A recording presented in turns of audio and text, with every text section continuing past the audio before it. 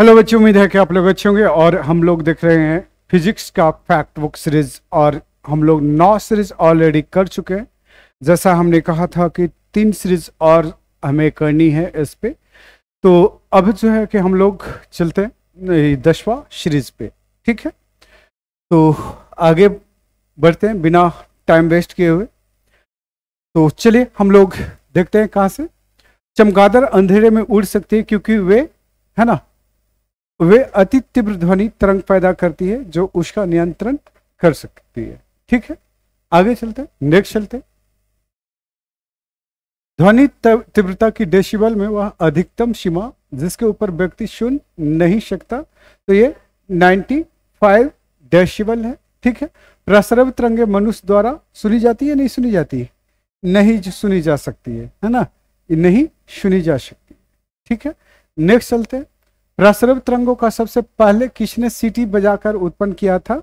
तो ये गाल्ट ने, जॉन गाल्ट। ठीक है, नेक्स्ट चलते हैं। शिकार परभक्षियों या बाधाओं का पता लगाने के लिए चमगादड़ अथवा डॉल्फिन किस प्रकार की प्रतिध्वनि का प्रयोग करते हैं, परिघटना का प्रयोग करते हैं? तो ये प्रतिध्वनि उत्पन्न करके उसका प्रयोग करता है। ठीक है, नजदीक आती रेलगाड़ी की सीटी अथवा आवाज बढ़ती जाती है, जबकि दूर जाने पर रेलगाड़ी के लिए यह घटती जाती है। यह उदाहरण है डॉपलर प्रभाव का। नेक्स्ट चलते हैं। 100 डेसिबल का शोर स्तर किसके बराबर होता है? तो किसके बराबर होता है? तो किसी मशीन की दुकान से आने वाले शोरगुल के कर्कश आवाज। ठीक है, जैसे ये देख लो, फैन कर्कश आवाज पैदा कर रहे हैं, नहीं। नेक्स्ट चलते हैं। लगभग 20 डिग्री सेंटीग्रेड के ताप पर किस माध्यम में ध्वनि की गति अधिकतम होगी? तो ये लोहे में जो है ध्वनि की गति क्या होती है? अधिकतम होती है। इसको आपको ध्यान में रखना है। नेक्स्ट चलते हैं। रेडियो का समस्वरण स्टेशन उदाहरण है, तो किसका उदाहरण है? तो अनुनाद का। जब किसी स्थान पर 2 लाउड स्पीकर साथ साथ बजते हैं, है ना, जब किसी स्थान पर 2 लाउड स्पीकर साथ साथ बजते हैं तो किसी स्थान विशेष पर बैठे श्रोता को इनकी ध्वनि सुनाई नहीं देती है। ठीक है, इसका कारण क्या है कि दोनों लाउड स्पीकरों की ध्वनि मिलकर के व्यक्तिकरण उत्पन्न करता है, और जिसके कारण जो है कि हम स्पष्ट सुन नहीं पाते हैं। ठीक है, तो इसका ध्यान में आपको रखना है। नेक्स्ट चलते हैं। स्पष्ट प्रतिध्वनि सुनने के लिए परावर्तक तल व ध्वनि और श्रोता के बीच की दूरी कितनी होनी चाहिए? तो ये 30 मीटर होनी चाहिए। नेक्स्ट चलते हैं। जब सेना पुल को पार करती है तो सैनिकों को कदम से कदम मिलाकर न चलने का निर्देश दिया जाता है, क्योंकि पैरों से उत्पन्न ध्वनि के अनुनाद के कारण जो है पुल जो है क्या होती है? टूट जाता है। तो इसको आपको क्या करना है? ध्यान में रखनी है। ठीक है, जनरली तौर पे आपने देखा होगा कि अगर मार्च कर रही है सेना तो वो पुल पे पहुंच के मार्च नहीं करती है, वो पैदल निकल जाती है। ठीक है, चलिए आगे चलते हैं। हम रेडियो की घुंडी यानी कि बैंड घुमाकर विभिन्न स्टेशनों के कार्यक्रम सुनते हैं, है ना। यह संभव है किसके कारण? अनुनाद के कारण। ठीक है, नेक्स्ट चलते हैं। किसी ध्वनि स्रोत की आवृत्ति में होने वाले उतार चढ़ाव को क्या कहते हैं? तो ये डॉपलर इफेक्ट। नेक्स्ट चलते हैं। डॉपलर प्रभाव संबंधित है, किससे संबंधित है? तो ये ध्वनि से संबंधित है, आपको इसका ध्यान रखना है। नेक्स्ट बात करते हैं।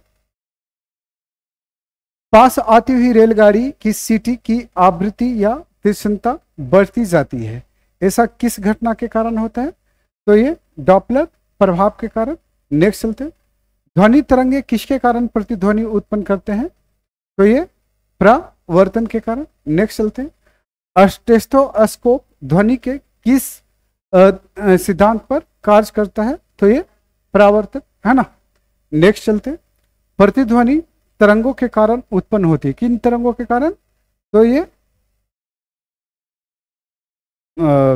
परावर्तन के कारण। नेक्स्ट चलते हैं। सोनार अधिकांशतः प्रयोग में लाई जाती है, किस लिए सोनार का प्रयोग करते हैं? तो सोनार नौसंचालकों द्वारा प्रयोग लाया जाता है। ठीक है, या समुद्र में जो है डूबी हुई वस्तुओं को पता लगाने के लिए प्रयोग किया जाता है। ठीक है, नेक्स्ट चलते हैं।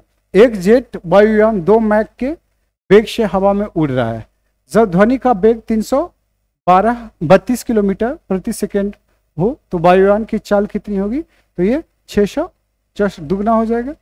नेक्स्ट चलते हैं, लगभग 20 डिग्री सेंटीग्रेड के ताप पर किस माध्यम में ध्वनि की गति अधिकतम होगी? तो किसके में होगी? तो ये लोहा में। नेक्स्ट चलते हैं, जब एक जैव पदार्थ पद्धति जिसमें पराश्रव्य ध्वनि का उपयोग किया जाता है ना, तो किस में किया जाता है? सोनोग्राफी में। नेक्स्ट में कौन सी तरंगें शून्य में संचरण नहीं करती है? तो ये ध्वनि। नेक्स्ट चलते हैं, यदि V और WVA और तथा VS क्रमशः वायु, जल एवं इस्पात में ध्वनि का वेग है ना, तो ये देख लीजिएगा। नेक्स्ट, ध्वनि नहीं गुजर सकती है, कहां से नहीं गुजरती है? तो ये निर्वात में। वह उपकरण जो ध्वनि तरंगों की पहचान तथा ऋजु रेखा के लिए प्रयुक्त होता है क्या कहलाता है? तो ये सोनार कहलाता है। इसको आपको क्या करना होगा? ध्यान में रखना है।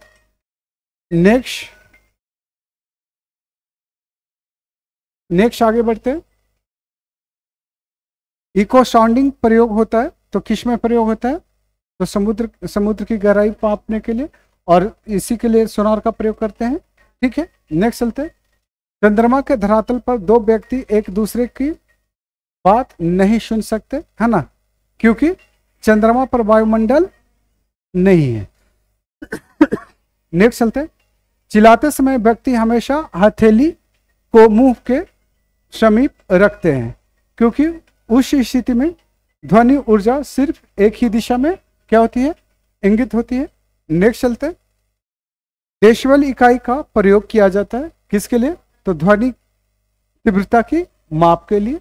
ठीक है, नेक्स्ट चलते हैं, ध्वनि या ध्वनि प्रदूषण मापा जाता है, किस में मापा जाता है? तो ये डेसिबल में मापा जाता है।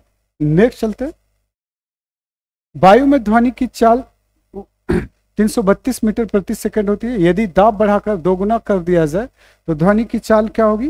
332 मीटर प्रति सेकंड ही रहेगा।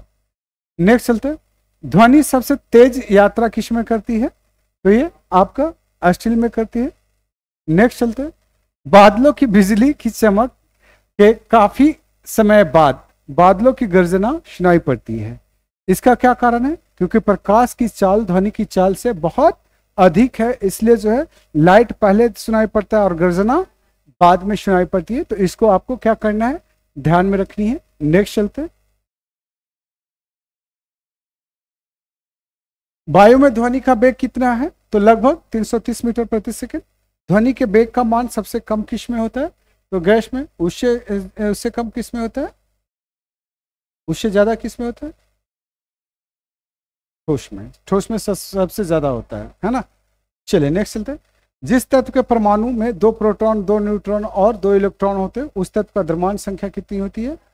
4। नाभिक का आकार कितना होता है?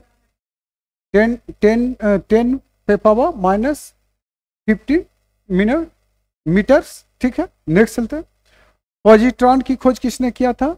तो एंडरसन ने किया था। नेक्स्ट चलते हैं, हाइड्रोजन परमाणु के न्यूक्लियस में प्रोटॉन की संख्या कितनी होती है? 1 होता है। नेक्स्ट चलते हैं, इलेक्ट्रॉन की खोज किसने किया था? तो थॉमसन ने। ठीक है, किसी तत्व की परमाणु संख्या नाभिक में प्रोटॉनों की संख्या ही जो है वो परमाणु संख्या कहलाती है। नेक्स्ट चलते हैं, सूर्य पर ऊर्जा का निर्माण होता है किसका? नाभिकीय संलयन के द्वारा। ठीक है, किसमें ऋणात्मक आवेश होता है? तो ये बीटा कण में, और इलेक्ट्रॉन में भी ऋणात्मक ही होता है ना। इलेक्ट्रॉन में भी ऋणात्मक ही होता है ना।